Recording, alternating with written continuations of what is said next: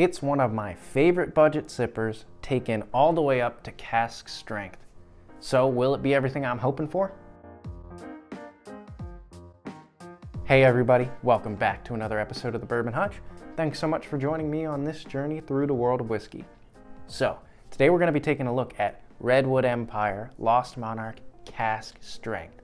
And we're going to be doing a comparison to its much lower proof budget option, the regular Redwood Empire Lost Monarch. This budget option, Lost Monarch, is phenomenal. It's a great blend. It's a boo rye, so a mix of bourbon and rye.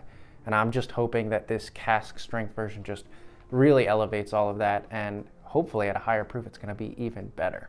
There are some important differences to actually note about these two bottles though. So let's just take a look at the cask strength itself and see what stats we're getting on this.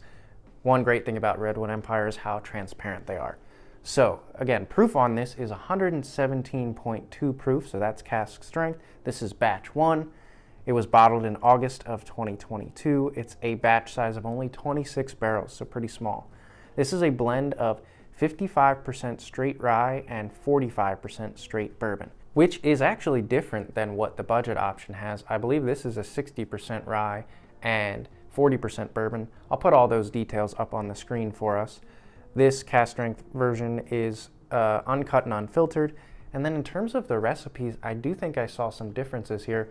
I think one of the ryes might have a touch of wheat in it for the cask strength, and the bourbon recipes might be slightly different from what I remember seeing.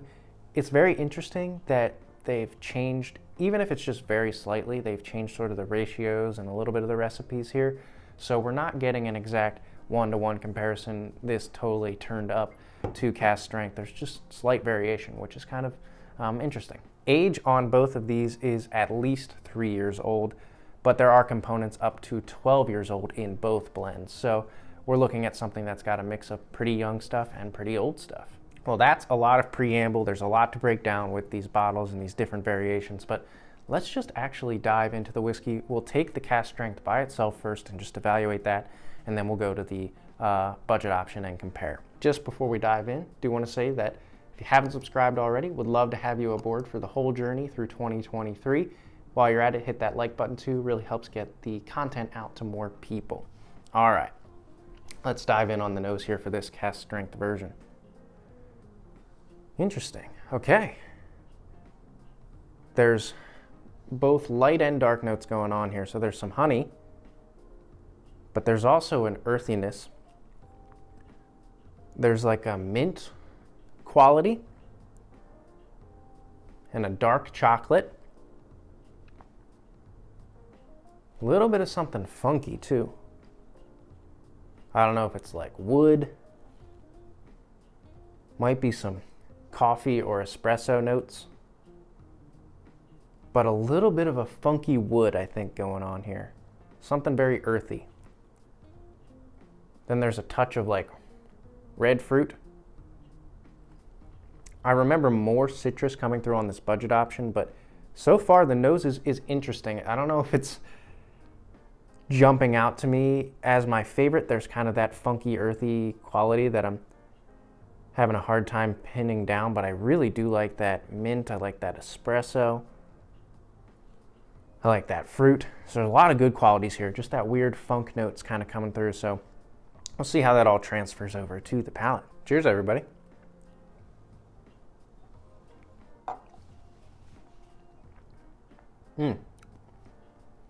Yeah. It's an interesting array of flavors. The first thing that jumps to mind is like mint chocolate chip ice cream. There's a mintiness, there's a vanilla quality, there's a dark chocolate quality. A little bit of that espresso bean came through for me. So kind of coffee and mocha, a mocha nature to it, but very, very different from what I remember from this budget option. That doesn't mean it's necessarily bad. It's just very much darker, richer, and more earth tones. I do think there's a slight funkiness here. Not super overwhelming, but it's there enough transferring over from the nose to just sort of throw me off a little bit. But overall, it's an interesting profile with a lot of good flavors, and I don't think I've ever really gotten that sort of mint chocolate chip espresso bean kind of profile before. Let's dive back in for a second sip and really pick apart some more flavors here. See if we can get some more layers. Cheers.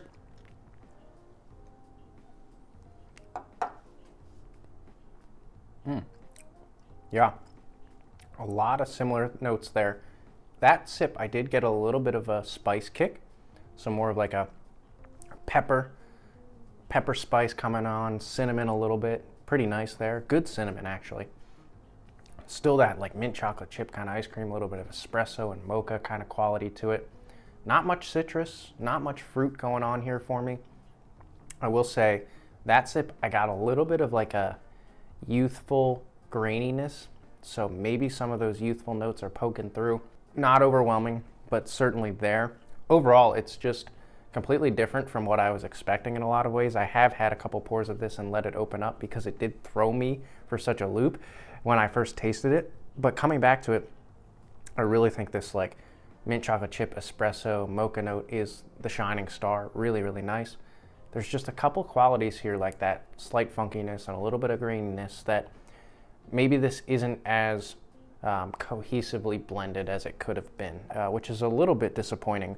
But let's go back in for a third sip. We'll evaluate that finish and really talk about how I think this whiskey coheres together. All right, cheers everybody.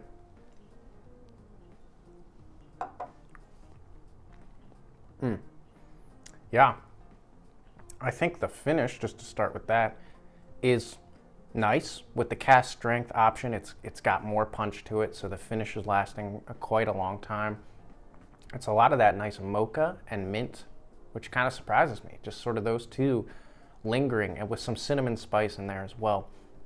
That sip, I did want to note, I got a little bit more like a butterscotch, a little bit more of like a dark fruit, maybe like a dark cherry, and a little bit more cinnamon spice. So it certainly has a heck of a lot of good flavors. But again, I do think there's just a slight spikiness to it, or a little bit of a clashing between that funkiness and some of these other nice, rich, sweet flavors that I'm getting. So it's a little bit odd. I guess that's kind of the word I would use. It's just throwing me off a little bit with its different flavors arising at different times. All right, everything that I just said now gets to get compared to this original budget option, which I love and whiskey tubers across YouTube really love as well. So let's dive in on the nose. We'll quickly do this. So much more citrus, lemon and orange zest. A little bit rye forward in terms of what it's presenting. Less of a mint and earth, but more of like a citrus spice, vanilla, honey, tea quality to it. All right, let's go down the palate.